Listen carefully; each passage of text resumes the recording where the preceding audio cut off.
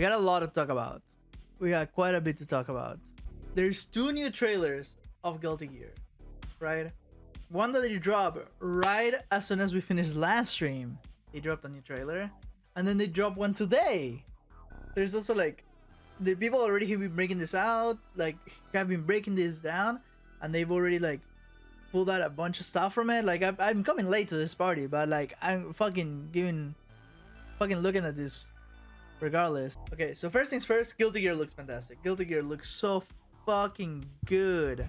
It just looks like a fantastic game, right? There is issues though. There is problems, and we're gonna get into those in a second. All right, so let's get started with this. Forget how fucking loud that is. So we got Sato. He's always been a really complex character. He's always been about very complex mix-ups, right? So let's see what they did. Sato is a technically challenging character, as you can also control his alter ego, Eddie. Summon Eddie. Sato summons his alter ego, Eddie. What is that? You can control Eddie and Sato simultaneously, as Eddie has a different attack associated with each attack button, 0. Sato has always been like a really complex character, to, like in my opinion. You know, Sato like he's always been super complex. Twice while lunging forward. Use this to your advantage to get your offense. Yeah, like you can just mix up your opponent. You can throw so much shit at them, and they have to figure it all out. Hits twice. Sato summons Eddie, performing a multi-hit attack with slow startup. Eddie can absorb the opponent's Eddie won't be careful, as he cannot absorb the opponent's overdrive attacks.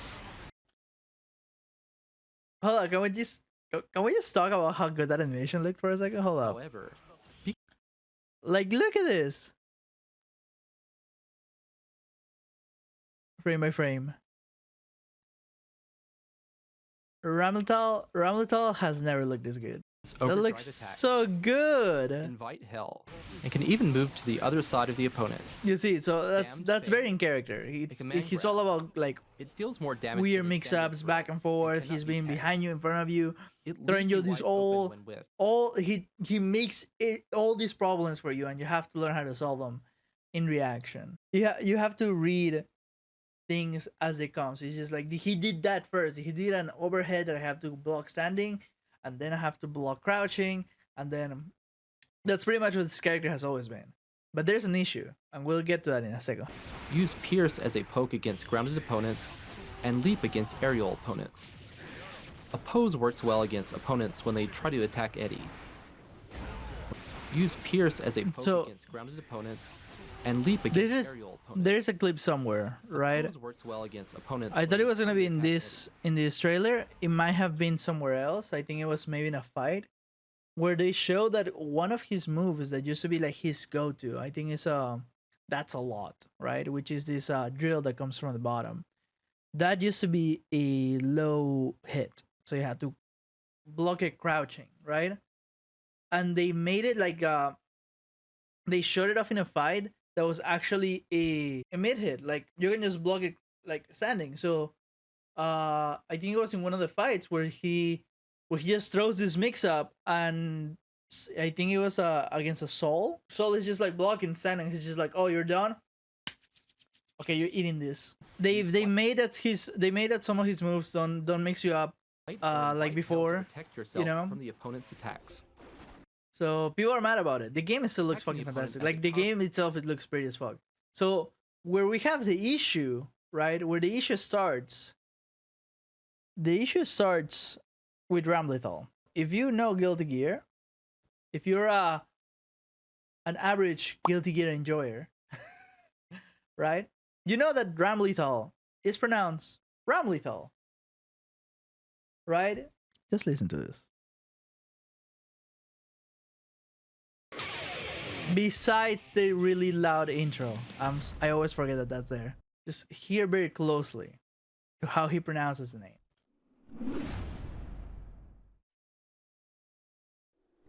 Ramlethal excels in...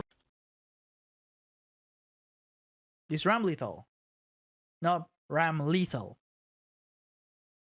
I already have issues with this. Gonna break it down, right? So let's keep watching. I already have issues with this because it's obvious that they having people that don't know what the fuck they're talking about narrate this. it would be so much easier if you got somebody that knew what the fuck they were talking about. But you know what? You know what? Whatever. You know what? Like, so let's begin it. Let's from the top. Let's go. Remlethal excels in range. Due to the long reach and wide area her sword attacks cover, she dominates the battle at mid-range with her unique pressure. So this is, or yeah, this is alright. This is actually pretty right. So Ram Lethal is all about also like setup, right? So Ram Lethal before would set up the swords out to create interesting pressure, right? So their mix-up is Oki mix-up. So when you knock down the opponent and you want the opponent to, you knock down the opponent and on wake up, you want to mix them up so you can open them up again and get the ground up, right? So you can keep them locked, right? Before you would just put up a sword on top, a sword on the bottom, like a sword dangling on top of their head, a sword about to like cut them in the middle, and they will have to react. What sword showed up first, top or bottom, and they will have to block accordingly, right? That's the mix-up. Bayonetto. Remlethal sends out a sword quickly in this powerful projectile. It sends the opponent flying back on hit. Also, if the sword hits the corner of the stage, it explodes, dealing extra damage. So this is important. So the problem with this, the game right now, battle at mid-range with her unique pressure, is that they've made it so Remlethal sends out the characters have less options now. So for example, these right here, the opponent flying back on hit. those swords Also, are pretty much if all the her sword hits the toolkit, right? corner of the stage, it explodes, dealing extra And damage. now they made it so the swords take very long time to either come back or you have to pick it up, right? Slash and heavy slash versions So are at different heights. that takes away a lot of options from the character that make the character really fun. So I don't know what they're doing, and it's upsetting. Remlethal leaps forward, performing an overhead. All the animations are so satisfying in this game. The opponent's low hitting. Like when it comes to like animation, like reduction value, this move can't be. all the animations have the nice amount of weight. Surprise attack. Like each hit feels satisfying to land. Like look at that. Quite long range. Like that has such a good animation. You see how that fell for like a lifetime? Like look. Like right here. Big damage. Okay, so she has two swords, right? She's gonna send a sword out and it's not gonna come back ever. Like the clip moves on before the sword comes back. That's how long it feels like in fighting games. Okay, so it's gone, hitting the opponent with the edge of her and at mid-range. Her standing far slash is still not coming back.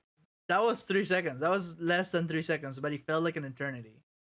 3 seconds in fighting games is like so long. It's such a long time.